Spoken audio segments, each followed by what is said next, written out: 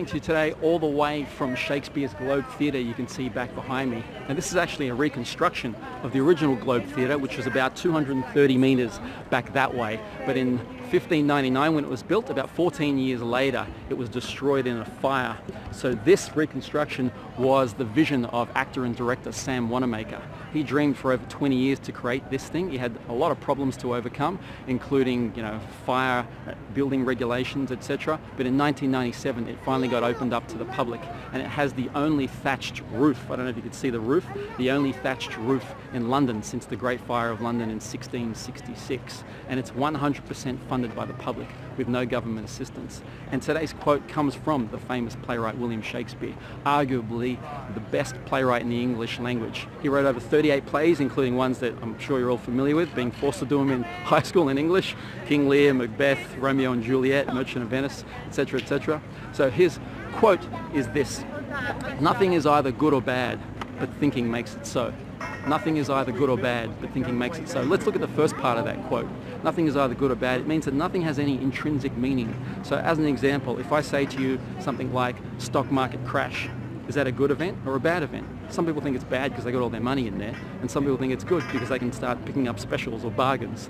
Waiting in line, is that a good or a bad event? Some people think it's bad because it's a waste of time, but some people think it's good because they get to catch up on this, book on Amazon Kindle that they're reading or something like that. So nothing is either good or bad, but thinking makes it so. The second part of the quote is thinking makes it so. It means that there needs to be a human there to think something in order to make it good or bad. It's kind of like people say, if a tree falls in the woods, does it really make a sound?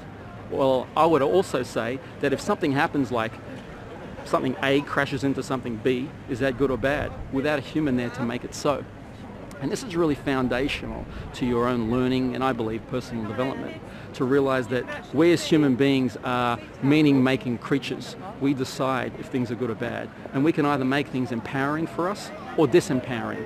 The choice is yours. So I'm not saying that you can turn a really bad thing like killing or raping or something like that into something good. I'm not saying that at all. But for the other 99% of things that happen in our life, we can ask ourselves this question: what else could this mean? What else could this mean?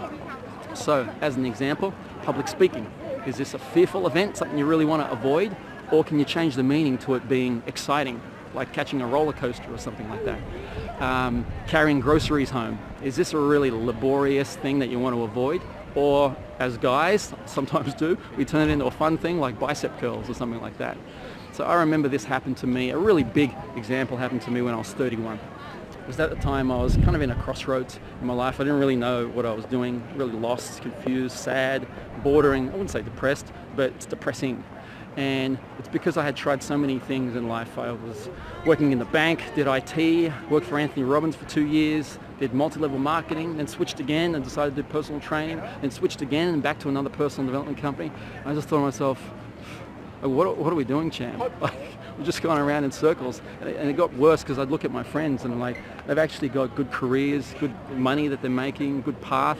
And here I'm just tinkering all these things and doing sales, which is like a lowly level job, personal training, which I thought I wasn't really making an impact in people's lives too much as well. But I remember asking myself, what else could this mean? Just like William Shakespeare said. And I thought, maybe it means that I'm having my midlife crisis early. So instead of having it at 45 or 50, I'm having it at 30 years old instead. And I drew strength from also a quote from Thomas Edison when a reporter asked him, you've tried 1,000 ways and failed at making a light bulb. How does that make you feel? And he said, it's not that I've failed 1,000 times, I've succeeded in how not to make a light bulb. And I thought, wow, that's pretty good. It's a good change of meaning. So instead I chose to give myself that empowering meaning as well. And I chose for it to mean that I've done 5 ways now how not to have a fulfilling career as well. So I also would tell myself, we're getting closer. We're getting closer, Cham, to what we actually truly desire doing. Just keep persisting. And that gave me the strength to continue instead of giving up as well. So I hope that really helps you a lot. If you've got thoughts on this video, whatever you're thinking right now, just pop it in the message box below or pop it in the comment section below so I know that you're out there. We have a two-way conversation. If you liked it, I appreciate it if you hit the like button. And if you want to share it and just help others pay it forward as well, just hit the share button below. And until the next time, just remember, when something seemingly bad happens, just remember Shakespeare's words, there is nothing either good or bad, but thinking makes it so. Thanks for watching.